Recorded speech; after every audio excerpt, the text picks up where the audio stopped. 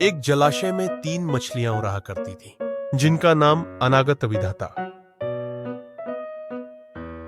प्रत्युत्पन्नमति और यप्तविष्य, तीनों के स्वभाव एक दूसरे से भिन्न थे।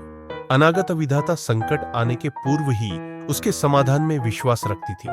प्रत्युत्पन्नमति की सोच थी कि संकट आने पर उसका कोई न कोई समाधान निकल ही आता है। यप्तविष्य किस्मत के भरोसे रहने वालों में से थी। उसका मानना था कि जो किस्मत में लिखा है वह तो होकर ही रहेगा, चाहे कितने ही प्रयत्न क्यों न कर लिए जाए, उसे टाला नहीं जा सकता।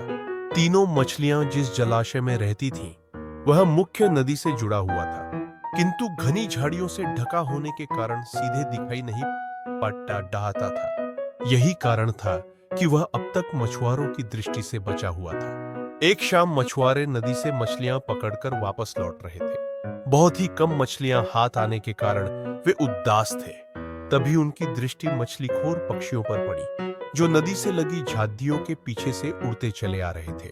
उन मछलीखोर पक्षियों की चोंच में मछलियां दबी हुई थी। यह देख मछुआरों को समझते देर न लगी कि झाड़ियों के पीछे नदी से लगा हुआ कोई जलाशय है। वे झाड़ियों के पार जाकर जलाशय के पास पहुंच गए। वे बहुत खुश थे। एक मछुआरा बोला, लगता है यह जलाशय मछलियों से भरा हुआ है। यहां से हम ढेर सारी मछलियां पकड़ पाएंगे। सही कह रहे हो भाई, लेकिन आज तो शाम घिराई है। कल सुबह सुबह आकर यहां पर अपना जाल बिछाते हैं, दूसरे मछुआरे ने कहा। दूसरे दिन आने की योजना बनाकर मछुआरे वहां से चले गए। मछुआरों की बातें अनागत विधाता ने सुन ली। वह तुरंत प्रत्युत्पन्नमति और यप्तविष्य के पास पहुंची और बोली, कल मछुआरे जाल डालने इस जलाशय में आ रहे हैं। यहां रहना अब खतरे से खाली नहीं रह गया है। हमें यथाशीघ्र यह स्थान छोड़ देना चाहिए। मैं तो तुरंत ही नहर से होती हुई नदी में जा रही हूं, तुम लोग भी साथ चलो। अनागत विधाता की बात सुनकर प्रत्युत्पन्नमति बोली, अभी खतरा आया कहां है? हो सकता है कि वो आए ही नहीं। जब तक खतरा सामने नहीं आएगा, मैं जलाशय छोड़कर कहीं नहीं जाऊंगी। हो सकता है कि मछुआरों को मछलियों से भरा कोई दूसरा जलाशय मिल जाए और वे यहां आने का इरादा छोड़ दें। यदि वे आ भी गए तो यह भी संभव है कि मैं उनके जाल में फंसू ही ना। यप्तविष्य बोली, किस्मत के आगे क्या भला किसकी चली है।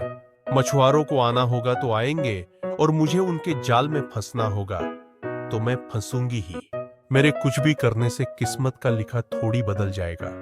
अनागत विधाता ने अपनी योजना अनुसार वहां से प्रस्थान करना ही उचित समझा और वह तुरंत वहां से चली। प्रत्युत्पन्नमति और यप्तविष्य जलाशय में ही रुकी रही। अगले दिन सुबह मछुआरे जाल लेकर आए और जलाशय में जाल फेंक दिया। संकट सामने देख बचाव हेतु प्रत्युत्पन्नमति अपना दिमाग दौड़ाने लगी। उसने इधर उधर देखा, किंतु उसे कोई खोखली जगह नहीं मिली जहां जाकर वह छुप सके। तभी उसे एक उदबिलाव की सड़ी हुई लाश पानी में तैरती हुई दिखाई पड़ी।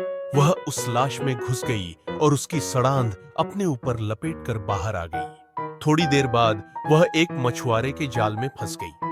मछुआरे ने जब जाल बाहर निकाला और सारी मछलियों को जाल से एक किनारे पर उलट दिया, तब प्रत्युत्पन्नमति सड़ांध लपेटे हुए मरी मछली की तरह जमीन पर पड़ी रही। उसमें कोई हलचल न देख मछुआरे ने उसे उठाकर सूंघा। उसके ऊपर से आ रही बदबू से उसने अनुमान लगाया कि यह अवश्य कई दिनों पहले मरी मछली है और उसने उसे पानी में फेंक दिया। पानी में पहुंचते ही प्रत्युत्पन्नमति तैरकर सुरक्षित स्थान पर चली गई। इस तरह बुद्धि का प्रयोग कर वह बच गई। वहीं दूसरे मछुआरे के जाल में फंसी यप्तविष्य कुछ किए बिना किस्मत के भरोसे रही और अन्य मछलियों के साथ दम तोड़ दिया। सीख किस्मत उसी का साथ देती है जो खुद का साथ देते हैं। किस्मत के भरोसे रहकर हाथ पर हाथ धरे बैठे रहने वालों का विनाश निश्चित है।